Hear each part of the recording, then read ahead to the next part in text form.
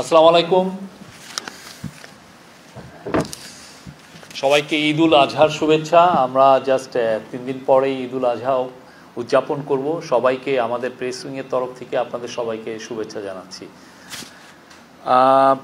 আজকে খুবই ইম্পর্টেন্ট একটা মিটিং ছিল। আজকে গুম সংক্রান্ত কমিশন তাদের second interim report chief adviser কাছে জমা দিয়েছেন।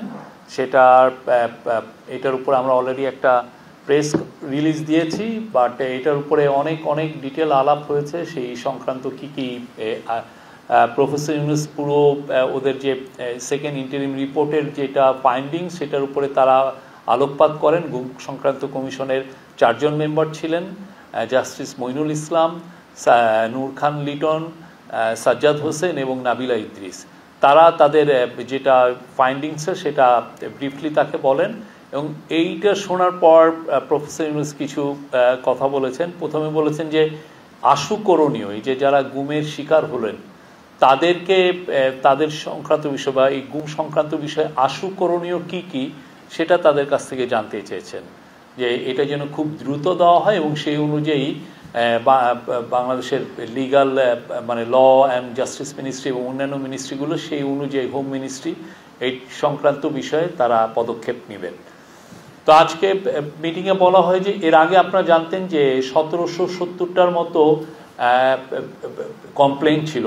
আজকের মিটিংয়ে বলা হয় যে এটা 1837টা বা 50-এর মতো হবে এবং গতকাল পর্যন্ত তারা প্রায় নতুন কেস পাচ্ছেন। এটা নতুন কেস আসছে, এটা এমন না যে বন্ধ হয়ে গেছে।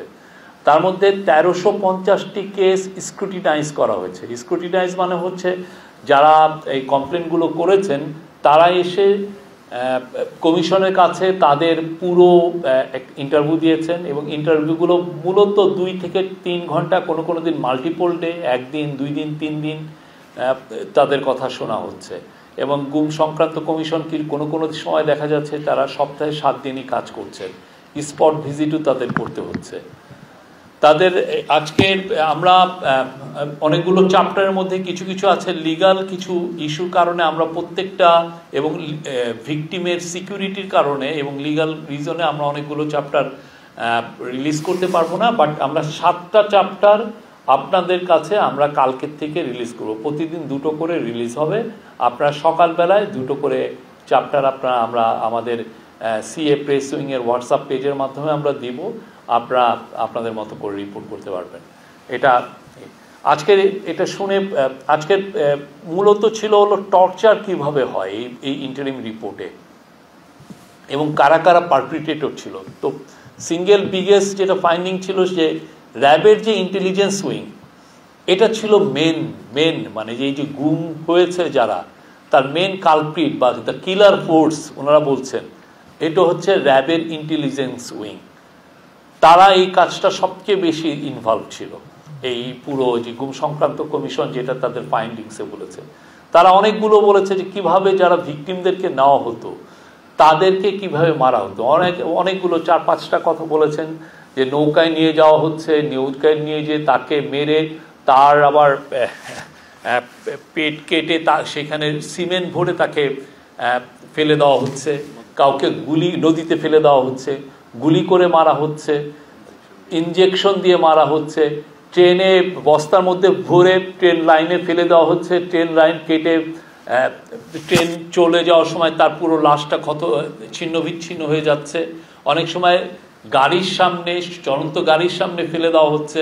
অনেকগুলো এটা হচ্ছে ভিকটিমদের এবং যারা পারপিট্রেটর 2-1 তাদের টেস্টিমনির যেটা পেয়েছেন গুম সংক্রান্ত কমিশন তার আলোকে এই রিপোর্টগুলো করা হয়েছে।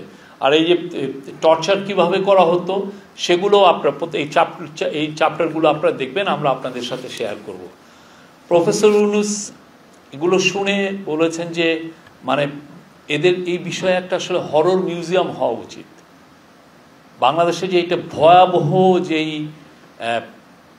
এনফোর্স ডিসঅ্যাপিয়ারেন্সের যে ঘটনাগুলো হয়েছে সেটা সবার জন্য মানে এটা একটা ভয়াবহ বিষয়। তো আপনারা জানেন যে গণভবনে একটা মিউজিয়াম করা হচ্ছে, সেখানে এই বিষয়গুলো থাকবে, একটা হরর মিউজিয়াম থাকবে।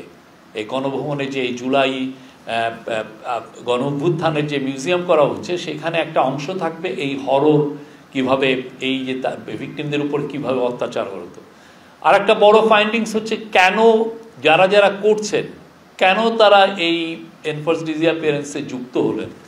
দেখা যাচ্ছে যে যারা পুলিশের মধ্যে অনেকে পিপিএম বিপিএম ভালো পোস্টিং ভালো পজিশন, পিপিএম আপনি জানেন যে এটা একটা অ্যাওয়ার্ড, পুলিশের অ্যাওয়ার্ড অ্যানুয়ালি দেওয়া হয়, সেটা পাওয়ার জন্য এই কাজগুলো অনেকে করেছেন। আপনি যতগুলো করবেন আপনার তত সুনাম বাড়বে উইদিন দা আপনার সিকিউরিটি ফোর্সের মধ্যে। ঠিক তেমনি অনেকের ক্ষেত্রে এই বিষয়ে আরও মানে অন্য কোনোভাবে সে যে ঢাকায় পোস্টিং পাবে কি না এটা একটা বড় ইস্যু। তো সে ওনারা এই কারণে প্রলুব্ধ হয়েছেন এই কাজগুলো করতে, এবং অনেকে করতেও চাননি, কেউ কেউ সরাসরি জানিয়েছেন। তার মধ্যে এরকম একটা লেটার আবিষ্কার করা হয়েছে গণভবনে, হয়তোবা গণভবনে চিঠি দিয়েছিলেন যে না আমরা এই কাজটা করতে চাচ্ছি না। হ্যাঁ, 2টা চিঠি পাওয়া গেছে। তো এই বিষয়গুলো মানে এটা এতটা বিস্তৃত ছিল কল্পনাতীত। এইটা আমরা আজকে পুরো এই প্রেস রিলিজটা দিয়েছি, কালকের থেকে আপনাদেরকে আমরা 7টা চ্যাপ্টার আমরা জনসম্মুখে আমরা রিলিজ করতে পারবো। এবং প্রফেসর ইউনূস গুম সংক্রান্ত কমিশনকে বলেছেন তারা যেন তাদের একটা ওয়েবসাইট করে, সেই ওয়েবসাইটে যেগুলো পাবলিশেবল প্রত্যেকটা জিনিসই দেওয়া হবে। আপনারা এখন বেশ যখনই ওয়েবসাইটটা হয়ে যাবে আপনারা ভিজিট করতে পারবেন, দেখবেন কতটা ভয়ানক রকমের এটার বিস্তার পেয়েছিল।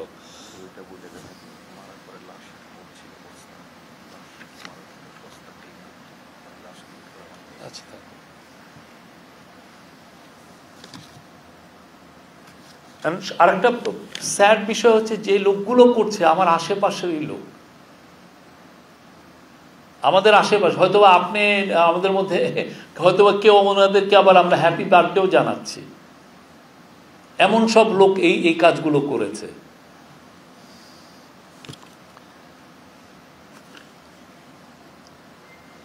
আর এই কাজগুলো অব্যাহত থাকবে। এই ট্রুথ প্রফেসর ইউনূস বলেছেন, সবাইকে বলেছেন যে এই ট্রুথটা সবাইকে জানাতে, কি ঘটনাগুলো ঘটেছে এটা বাংলাদেশের সবার জন্য জানা উচিত। এবং গুম সংক্রান্ত কমিশন এই বিষয়ে আরও সবার এই যতগুলো রিপোর্ট আছে সেগুলো দিবেন সামনে। ওরা আরও একটা ফাইনাল রিপোর্ট হবে সেটা দিবেন, সেটা টাইমটা পরে জানানো হবে।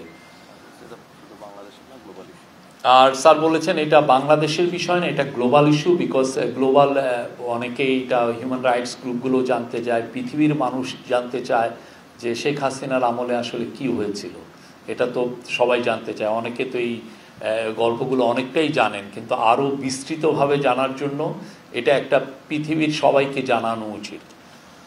আজকে British high commissioner Sarah Cooke এসেছিলেন প্রফেসর ইউনূসের সাথে দেখা করতে, আর পুরো তাদের সাথে মিটিংটা ছিল হলো প্রফেসর ইউনূস আপনি জানেন 9 থেকে 13 তারিখ ইউকে ভিজিটে যাচ্ছেন। সেখানে the king Charles the third harmony award উনি পাবেন, এটা খুবই প্রেস্টিজিয়াস একটা অ্যাওয়ার্ড, সেখানে উনি পাবেন। এবং আজকে মিটিংয়ে জানানো হয় যে ওই এই অ্যাওয়ার্ডের সময় অ্যাওয়ার্ড সেরিমনির আগেই প্রাইভেট অডিয়েন্স মানে কিংস চার্লসের সাথে আমাদের চিফ অ্যাডভাইজার একটা মিটিং হবে। আর এছাড়া অন্যান্য যেগুলো সরকারি যেগুলো মিটিং, যেগুলো ইম্পর্টেন্ট সিনিয়র অফিসিয়ালদের সাথে সেই মিটিংগুলো হবে। এটা আমরা বিস্তৃত আরও সামনে এই বিষয়গুলো জানাতে পারবো। সেই বিষয়ে অনেকগুলো বিষয়ই থাকবে বাংলাদেশের থেকে, আমরা যেগুলো ইম্পর্টেন্ট ইস্যু সবগুলোই তোলা হবে এই মিটিংগুলোতে। আমাদের প্রফেসর ইউনূসের সাথে এখানে 2জন ইম্পর্টেন্ট মেম্বার এই ট্যুরে থাকবেন হচ্ছে সেন্ট্রাল ব্যাংকের গভর্নর আহসান মনসুর এবং অ্যান্টি করাপশন কমিশনের চেয়ারম্যান আব্দুল মোমেন।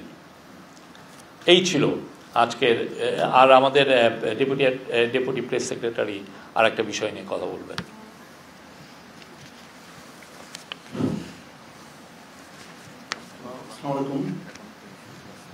আজকে আপনারা দেখেছেন যে সমকাল, যুগান্তর, ইত্তেফাক সহ বেশ কয়েকটা সংবাদপত্রে এবং সংবাদ মাধ্যমে একটা সংবাদ প্রকাশিত হয়েছে যেখানে বলা হয়েছে মুজিবনগর সরকারের রাষ্ট্রপতি শেখ মুজিবুর রহমান, অস্থায়ী রাষ্ট্রপতি সৈয়দ নজরুল ইসলাম, প্রধানমন্ত্রী তাজউদ্দিন আহমেদ এবং দুই মন্ত্রী ক্যাপ্টেন মনসুর আলী ও এইচ.এম. কামরুজ্জামান সহ শতাধিক নেতার মুক্তিযুদ্ধের স্বীকৃতি বাতিল করা হয়েছে।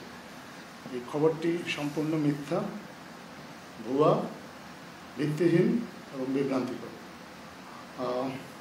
আমরা ইতিমধ্যেই গতকাল যে প্রজ্ঞাপনটা সরকার থেকে ইস্যু করা হয়েছে সেটা আপনাদের সাথে শেয়ার করেছি। আপনারা এটা যদি একটু মনোযোগ দিয়ে পড়েন তাহলে আপনারা নিজেরাই বুঝতে পারবেন যে এই খবরটা ভিত্তিহীন। এছাড়াও আমরা নিজেরা আমাদের মুক্তিযুদ্ধ বিষয়ক মন্ত্রণালয় আজকে একটা সংবাদ সম্মেলন করে এ বিষয়ে তাদের অবস্থানটা ব্যাখ্যা করেছেন। আমরা নিজেরাও মুক্তিযুদ্ধ বিষয়ক মন্ত্রণালয়ের দায়িত্বপ্রাপ্ত উপদেষ্টা ফারুক আজম জনাব, ওনার সাথে কথা বলেছি। উনি আমাদেরকে জানিয়েছেন পরিষ্কারভাবে মুজিবনগর সরকারে যারা ছিলেন তারা মুক্তিযোদ্ধা, যারা সশস্ত্রভাবে মুক্তিযুদ্ধ করেছে, যারা পরিচালনা করেছে তারাও মুক্তিযোদ্ধা, তবে এই সরকারের কর্মকর্তা কর্মচারী তারা সহযোগী মুক্তিযোদ্ধা।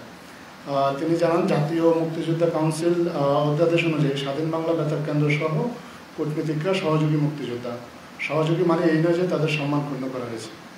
তিনি জানান 1972 সালে মুক্তিযুদ্ধের যে সংজ্ঞা ছিল সেটাই বাস্তবায়ন করা হয়েছে। 2018 ও 2022 সালে এটা পরিবর্তন করা হয়।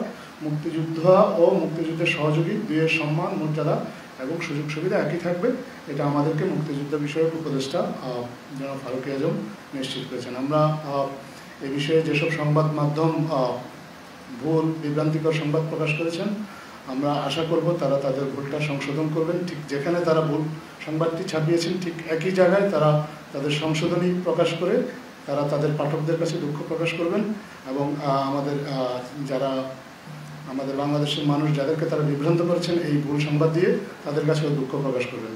আর আমরা শুধু এটা নয়, আমরা আরও লক্ষ্য করেছি যে আরও অনেক আসলে ভুল সংবাদ আসে। আমরা নানা সময়ে আপনাদেরকে সঠিক তথ্য দিয়ে চেষ্টা করি এই ভুল সংবাদগুলো ধরিয়ে দিতে, কিন্তু আমরা আসলে বর্তমান অন্তর্বর্তীকালীন সরকার সংবাদ মাধ্যমের স্বাধীনতার ব্যাপারে খুবই উদার। আমরা সমালোচনাকে সবসময় ওয়েলকাম করি, কিন্তু আমরা আসলে কখনোই কাউকে এরকম কোনো লাইসেন্স দেওয়া হয়নি যে তিনি চাইলেই একটা ভুল সংবাদ প্রচার করবেন।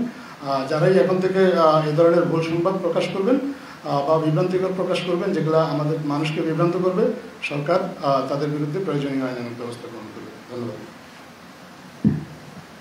কোনো প্রশ্ন থাকলে বল।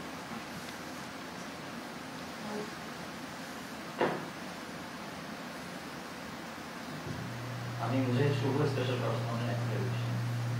আমি জানতে চাই যে যতগুলো অভিযোগ জমা পড়েছে বা র্যাবের বিরুদ্ধে সব থেকে অভিযোগ, কিন্তু র্যাবের যে সদস্যরা ছিল তারা কি পুলিশের বেশি, বিজিবির বেশি না সেনাবাহিনীর সদস্যরা এই গুমের সঙ্গে জড়িত? এটা রিপোর্টগুলো তো হচ্ছে, আপনি যখন ফাইনাল রিপোর্ট আসবে সেগুলো এই পুরো বিষয়গুলোই থাকবে, অনেক বিষয়গুলোই থাকবে। আর আরেকটা বিষয় বলা হয়নি, এখনো পর্যন্ত মিসিং আছে 300+, এখনো মিসিং। আমি জানতে চাচ্ছিলাম যে এই যে যারা গুম হয়েছে বা গুম করা হয়েছিল তাদেরকে খুঁজে বের করতে বা তারা আসলে জীবিত না মৃত, এই সন্ধানটা কিন্তু যারা গুম নিয়ে কাজ করেছে, বিশেষ করে মায়ের থেকে শুরু করে সকল তারা চাচ্ছিলেন জানতে, ওই সরকারের কাছে একটা এক্সপেকটেশন ছিল, তো তাদেরকে খুঁজে বের করতে বা তাদের স্ট্যাটাস জানতে এবং মৃত না জীবিত আজ সরকার কি ব্যবস্থা নিচ্ছে? গুম সংক্রান্ত কমিশনের একটা বড় একটা দায়িত্ব, ওনারা কিন্তু এটা সুচারুভাবে সম্পূর্ণ করছেন। তারা যেটা করছেন যে যারা ভিকটিম হয়েছেন তাদের কাছ থেকে জানছেন যে কিভাবে তাদেরকে গুম করা হয়েছে, কোথায় রাখা হয়েছে, কিভাবে তাদেরকে টর্চার করা হয়েছে, কারা এই টর্চারে ইনভলভ।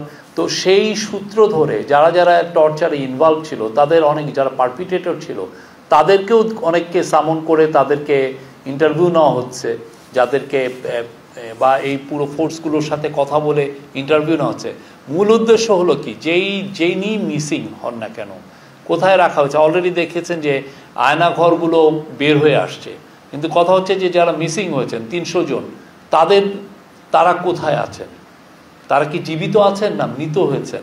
তো এই বিষয়টা আমরা জানার চেষ্টা, এটা তাদের আপ্রাণ চেষ্টা। আজকে চিফ অ্যাডভাইজার আবারও বলেছেন যে এটা আমাদেরকে জানতে হবে, এরা আমাদের ভাই, আমাদের বোন, এরা কোথায় গেল? এই জিনিসটা এদের যে করেই হোক এটা আমাদেরকে সন্ধান করতে